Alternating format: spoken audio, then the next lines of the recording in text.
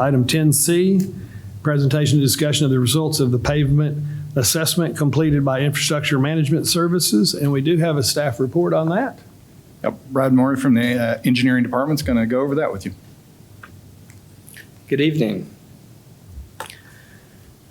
So this is the pavement management project that we hired IMS in 2024 to collect pavement data on all of our city maintained streets. So today on our agenda, do I click here? There we go. So our agenda here, we'll get into what the pavement management process looks like, the pavement condition survey. We'll take a look at some representative conditions so all the other visual learners out there can get a better idea of what we're talking about. We'll talk about, we'll go over into an overview of the pavement conditions that were collected, and then some analysis and project planning. So the pavement management process. So we've got some nice charts. This is the first one we'll get to go through. So there's a lot that goes into a pavement management program. Obviously, the city objectives, policies, budgets. We have to assess the condition of the pavement. And then we look at some performance modeling. And then we conduct planned projects, rehab, preventative maintenance, and it gets refreshed as time goes on. You obviously need to recollect pavement condition data because it's fluid. So here's another good chart. So this is kind of explaining the cost of deferring improvements. So the nice colors there on the left side of the page. So that is your pavement condition index, which we'll dive into deeply later, but just as an overview, as you can see, 0 is very poor, 100 is excellent. Our average across the city for our pavement condition index is a 65. So back to the cost of deferral. So your pavement, you typically have 40% of the pavement life where it stays in pretty good condition, only experience about a 15% drop in condition. But then over the next 15% of the pavement life, you look at about a 40% drop in condition. So it really drops off fast after that first 40% of your pavement life. And just as an example, so an asphalt road is typically expected to last between 20 and 30 years. So 40% of 30 years is 12 years. So the way I think of it, we've got 12 years after an asphalt road is repaved or built where you have good condition. You can come in, make some minor improvements, and extend the life. So here kind of shows that a little bit more clearly. So the green zone is your target zone for pavement preservation. So if you get in some point in that first 40% of the pavement life, you have lower cost pavement preservation techniques that can be used.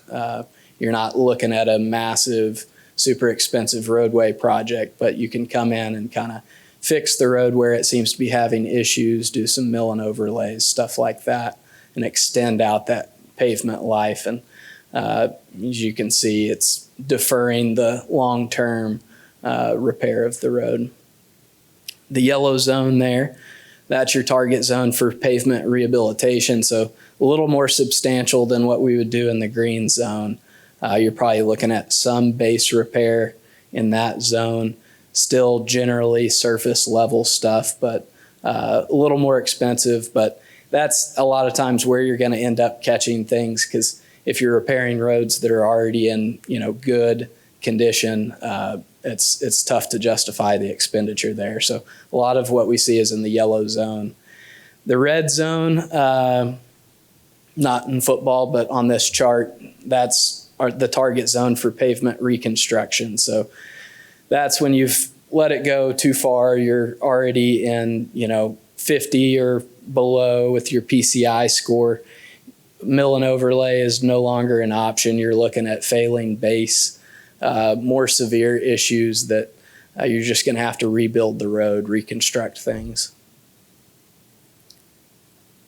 So now we'll look at how the pavement condition was surveyed. So this van was driving around the streets of Edmond for a couple of months in 2024, probably driving a little slower than some of our citizens would have liked, but it's for good reason. They have a laser crack measurement system that's scanning the roads as they drive and locating and sorting through all these different types of pavement distresses. So you can see a crack's not just a crack. There's a lot of different things that can be going on, varying severities. So here's kind of what that laser crack measurement system that was equipped on that van, the data that it's pulling in. So it's able to scan the roads, locate the cracks, get dimensions on the cracks, say what type of crack or distress it is. It's able to locate our utilities in the roadway. Really a pretty cool technology. The other testing method that we opted for with this project was we wanted to get structural data on the roads, because we have a lot of older streets that we may have just been overlaying for, the last 30, 40 years, where we think the base is probably bad, but while we're out here testing everything else, we figured we'd collect the structural data on it. So this was also drug around the city, that trailer. On that trailer, you have a falling weight deflectometer. It's basically just a big thumper that gets pulled up, and then they push a button and it drops down.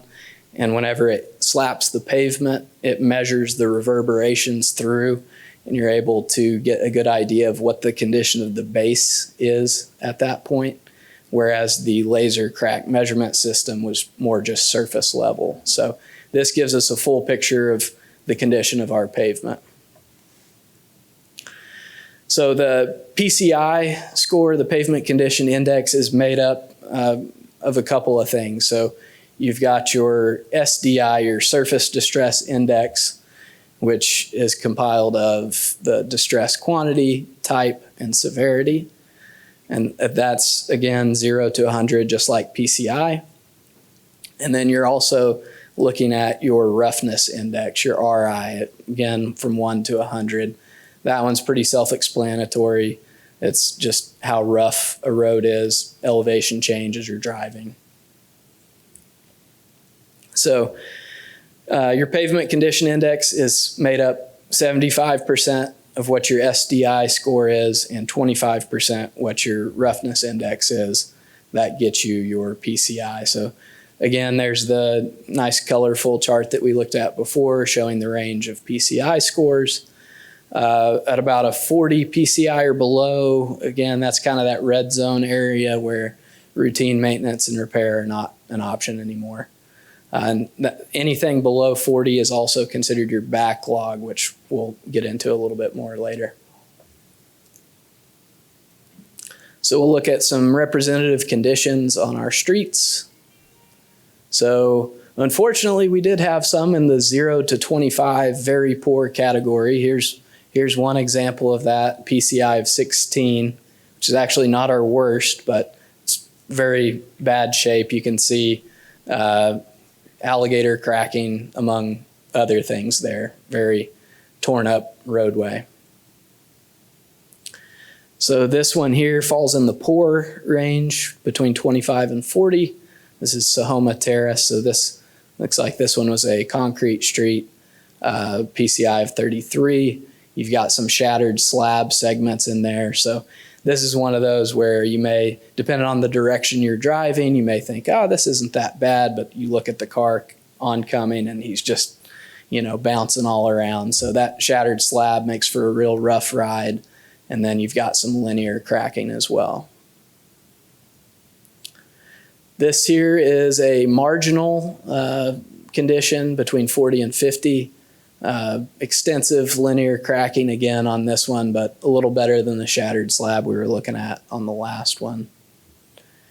This is fair condition, so I'm sure the residents in this neighborhood would argue that it's less than fair, but comparatively on the scale, the 54 is a fair condition road, but you're looking at some longitudinal and transverse cracking as the primary distressors in this category. And here's one that falls in the good category. So it's not perfect. You still see some minor, mostly sealed longitudinal and transverse cracks. This one's very good. Minor cracking here, another concrete example. And here's a beautiful newly paved road that has a PCI of 97. So this is Coffee Creek Road up by Midwest. So some of those nice partnerships that Public Works works with the county for gives us some roads that look like this. Overview of pavement conditions. So a few more charts here for you. So I mentioned before, our network average PCI score is a 65. Our backlog, which I'll remind you is PCI scores 40 and below, we're looking at 12% of our city maintained roads fall in that category. You'll see, we've got 30% that are very good. We are still working on our roads, doing as much as we can. We'd like our PCI score to be higher, but we do have some that we've worked on recently that have good scores there. But again, our average is 65. And then here it is broken out by functional class, which is just a fancy way of talking about what type of road it is. So in our system, in our city, we have these categories: major arterial, minor arterial, major collector, local, residential collector. And then we went ahead and had them collect data on the parks driveways. It's one that's kind of fallen in the gaps in the past, but those are utilized for a lot of citizens as well. So you'll see here that the thing that sticks out the most to me is in the excellent category. The red is way above. And that makes sense because that's a major arterial. So what we've done in the past, we've focused our efforts on major arterials because those are the roads that face the most traffic, the main thoroughfares throughout the city. So we've done our best to triage streets and put those at our focal point. So our minor arterials average out about a 65. Again, main thoroughfares, try to give them the attention they need. Unfortunately, there hasn't been enough money for everything. So you see, some of the residential collectors and major collectors and local streets kind of lagging behind a little bit there. But we do still have projects for those. Just our main focus has been on the arterials. So you're probably wondering, how many of each type do we have? So this is kind of a breakdown showing that of all the city maintained streets, the local streets account for about half of them. And the arterials there, you see 22% for the minor and 14% for the major. And again, I'm a visual guy, so I had our GIS team create this map for us so you can just get an idea. Where are the major arterials? Where are the minor? What is a major collector, residential collector, and so on. So that's basically what the functional class distribution looks like across the city. So major collectors, again, those are your main thoroughfares getting across the city. We've tried to focus on those. And here is a pavement type distribution. So some of those pictures were concrete streets, some were asphalt. Brings this to mind. So our asphalt network, average network condition is a 65. Our concrete is a 67. I think about 950 of our a little over 1,100 lane miles are asphalt. So the vast majority of our roads are asphalt, more heavily weighted in the total calculation. So that's why the asphalt conditions pretty much mirror our citywide averages. And in case you were wondering where the concrete streets are as opposed to asphalt, I just threw another map in there. So the concrete's gray and the asphalt is black on that map. So some areas of old Edmond, some of the old neighborhoods have a lot of concrete streets that we have been working through resurfacing because they have gotten into some pretty rough shape, but a lot of asphalt all across the city.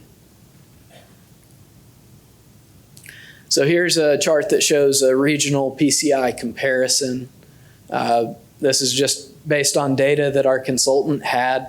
Not every city advertises what their PCI score is, but we were able to compile this chart of similar communities across Oklahoma, and we had them add some data that they had in North Texas as well, just to have a little bit bigger sample size.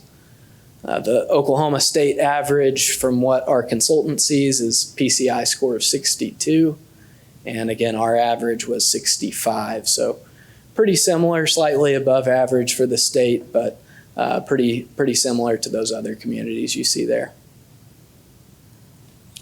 I was able to snag this screenshot from the Oklahoma City State of the City address. It was a pretty handy chart. It's kind of fuzzy here, but basically just wanted to illustrate Oklahoma City had an average PCI score of 65 in 2016, and they have been able to get it up to a 70. It took them, 7-8 years, but it is possible. They were able to bump their score up.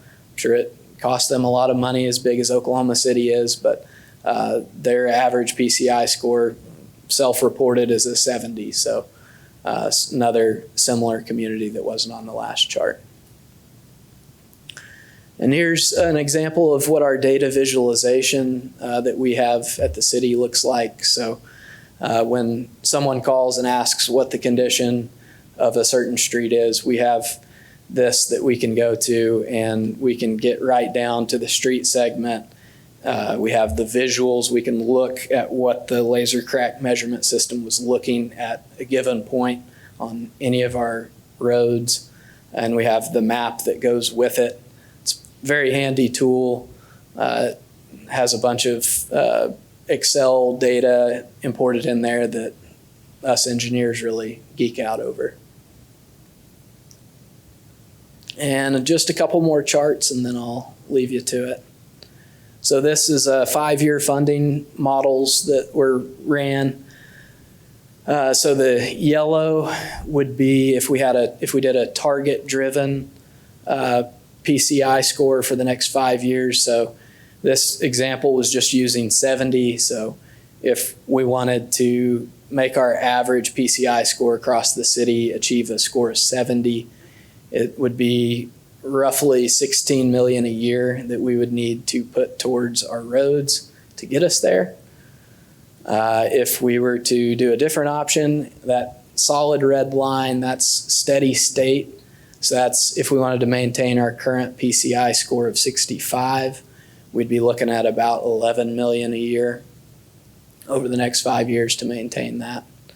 Backlog control, so that backlog, again, is anything 40 and below PCI score. So if we just wanted to maintain 12% on our backlog, that's the dashed red line. We'd need about $10 million a year, and we would see our average PCI score drop to about a 64. And then the green down there in the corner, so that is our current agency budget that is allocated for road resurfacing at $4.5 million a year. If we just continued with that, and in 5 years, we'd be looking at an average PCI score of 60, and our backlog would jump from 12 to 18%. And then this is basically the same data in a slightly different way. The blue line, I wouldn't worry about that. That's, Goldilocks, not really possible. Repairing everything over 5 years. But the yellow, again, that's the same target-driven PCI score of 70. So you can see, over 5 years, if we were able to allocate $16 million a year, it would slowly progress up, get us to a 70. You got the solid red line, which is the steady state, maintaining that 65. And then our green line, which is our current agency budget, if we maintained that, you can see how that's trending. And the do nothing, the black line there, obviously not ideal either. So I think, that's all I got. Love if anybody's got any questions. No question, but I thought it was interesting, your charts on costs of deferral, Brad, there were a couple of them. What brought that home to me, realism as opposed to graphs, is we just approved in a consent agenda mile stretch of road that was rated at, I think PCI was 43, I believe. Looks much worse than Marshall Drive, that's Right. a 44. But it was $995,000, if I remember Yep. a few minutes ago. And that was because it's in partnership with Oklahoma County, or probably would have been more. Yeah. We're talking total base, everything. Right. County tells me if we could have gotten to that 2-3 years ago, it would have been half. And that's how critical these are and why we're trying to get more money that direction to roads. Yeah, this was the chart 32, if you go back to, was the one that motivated me to suggest that when we were talking about the CIP tax renewal, put that towards roads, because if we do nothing here on the green line, it's going to get pretty bad. Yeah. It also tells me, and I want to commend, the city staff for doing a lot with a little over the past 20 years, since we've allocated such little funding to our roads. It also explains why a lot of people are concerned about the roads in our town. So anyway, that was a pretty eye-opening chart to me. The other thing I just wanted to mention is I think we're on a 5-year rotation, you said the other day, to scan the city in different parts, 1/5 per year over the 5 years. So we'll always have kind of a recurring view of our street health going forward. This gives us a really good baseline to know where we're at, but that'll be good too as we improve a lot of these, clean up some of the really bad ones like we're already doing, Right. like that one. Yeah. Hopefully we'll see this trend up over the next few years. Thanks for the presentation. Yeah. Thanks. I've got, don't run off. So you talk about hitting that target of 70 using 16 million a year? Correct. Does that 16 million incorporate the Kevlar additive or not? Not necessarily. That was kind of a one-off. The county wanted to partner with us on that. Our standard for our city-run projects does not include the Kevlar because it is a little bit more expensive than the standard, and we haven't done it before. This is our first run Right. with it. So. Okay, so you really haven't done any modeling yet based on the results of the Kevlar around the country. so- Right, and that may well extend the life of. Well, of I mean, that that's the whole stretch. idea That's- behind it, That's right? the point, right? Okay. Yeah. We haven't done any modeling, but there has to be modeling yeah. out there. Yes. And isn't it extension of life? Yeah, decent? yeah. Instead of 20 to 30 years, you're 30 to 40 years is what the data suggests. So. Okay, any other questions? Thank you. Thank you.